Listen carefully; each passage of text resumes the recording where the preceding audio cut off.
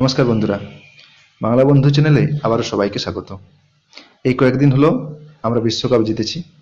গতকাল ভারতীয় টিম ভারতে এসে পৌঁছেছে। আমাদের এই রেস যেন কিছুতেই কাটতে চাইছে না। আর তাই আজকে টি-20 বিশ্বকাপের বিভিন্ন বিষয় নিয়ে আমরা কারক শিখব। চলুন তাহলে শুরু করা যাক। প্রথম প্রশ্ন হচ্ছে, এই বিশ্বকাপ আমাদেরকে শেষ পর্যন্ত লড়তে শেখাচ্ছে। আমাদেরকে তলায় দাগ দেওয়া রয়েছে, আমাদেরকে কর্তা নির্ণয় করতে হবে। অপশন আছে প্রযোজক কর্তা, সমধাতুজ কর্তা, প্রযোজ্য কর্তা আর নিরপেক্ষ কর্তা। আমাদেরকে শেখাচ্ছে, কে শেখাচ্ছে? বিশ্বকাপ শেখাচ্ছে। তাহলে আমরা বিশ্বকাপের দ্বারা শিখছি। তাহলে যে কর্তা অপরের প্রেরণায় কোনো কাজ সম্পাদন করে তখন তাকে আমরা কি বলি? আমরা প্রযোজ্য কর্তা বলি। তাহলে এই প্রশ্নের উত্তর হবে অপশন গ, প্রযোজ্য কর্তা। 2 নম্বর প্রশ্ন, বার্বাডোসের মাটিতে হিটম্যান রোহিত শর্মা ভারতের পতাকা স্থাপন করেছেন। আমরা সেই ছবি দেখেছি। দাগ দেওয়া রয়েছে মাটিতে, কারক নির্ণয় করতে বলেছে। তাহলে মাটি একটা স্থান, একটা জায়গা বোঝাচ্ছে। অপশন দেওয়া রয়েছে অপাদান কারক, অধিকরণ কারক, সম্বন্ধ পদ আর কর্তৃকারক।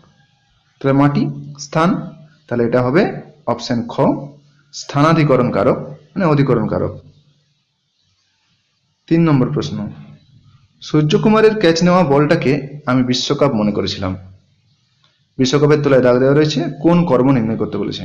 মুখ্য কর্ম, গৌণ কর্ম, উদ্দেশ্য কর্ম না বিধেয় কর্ম? তাহলে বলটাকে আমি মনে করেছিলাম বিশ্বকাপ। তাহলে এখানে দুটো কর্ম আছে, বল আর বিশ্বকাপ। এবারে বলটা হচ্ছে প্রধান কর্ম, সেটাকে আমি মনে করেছিলাম বিশ্বকাপ।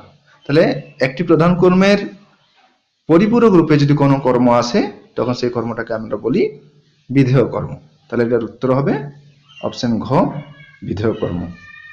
4 নম্বর প্রশ্ন, বিরাটের 76 রানটা ফাইনালে খুবই গুরুত্বপূর্ণ ছিল। ঠিক, একদম ঠিক।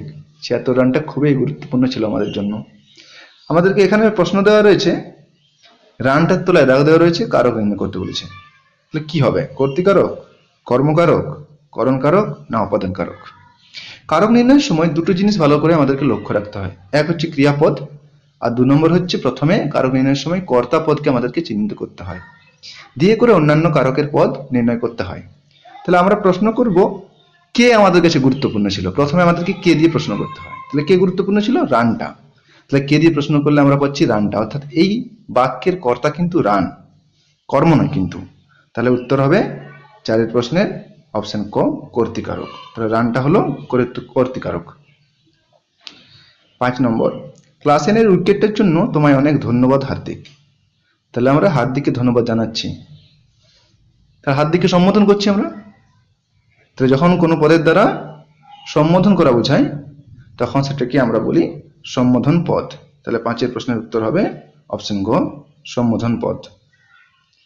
6, বুম বুম প্রতিবারই প্রতিপক্ষের হাত থেকে ম্যাচ ছিনিয়ে এনেছে।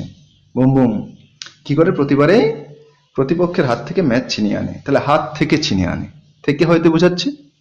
অপশন আছে অধিকরণ কারক, অপাদান কারক, নিমিত্ত কারক, কোনোটিই নয়। তাহলে উত্তর হবে অপশন খ, অপাদান কারক।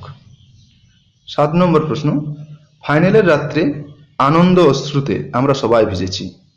একদম সত্যি কথা, আমরা সবাই কিন্তু সেদিন আনন্দ অশ্রুতে ভিজেছি। আমাদেরকে প্রশ্ন দেওয়া রয়েছে অশ্রুতের তলায় দাগ, কারক নির্ণয় করতে বলেছে। অপশন আছে অপাদান কারক, করণ কারক, অধিকরণ কারক, নিমিত্ত কারক। তাহলে অশ্রুর দ্বারা আমরা ভিজেছি, তাহলে দ্বারা দিয়া যদি বোঝায় তাহলে করণ কারক হয়। তাহলে উত্তর হবে 7 খ, করণ কারক। 8 নম্বর প্রশ্ন, আমাদের হেড কোচ দ্রাবিড়ের জন্য এই জয় খুব প্রয়োজন ছিল। রাহুল দ্রাবিড়ের জন্য এই যে জয়টা, সেই জয়টা খুবই প্রয়োজন ছিল। তাহলে কার জন্য প্রয়োজন ছিল? দ্রাবিড়ের জন্য প্রয়োজন ছিল। তাহলে এরকম জন্য বা নিমিত্ত যদি বোঝায় তখন সেটা কি কারক হয়? সেটা নিমিত্ত কারক হয়। এটা ফলভোগী নিমিত্ত, একজন ফলটা ভোগ করছে। কে ফল ভোগ করছে এখানে? দ্রাবিড়। পরের প্রশ্ন, বাপু ইংল্যান্ড দেখলেই জ্বলে ওঠে। বাপু মানে অক্ষর প্যাটেল। ইংল্যান্ড দেখলেই জ্বলে ওঠে, ইংল্যান্ডের তলায় দাগ দেওয়া রয়েছে, কারক নির্ণয় করতে বলেছে।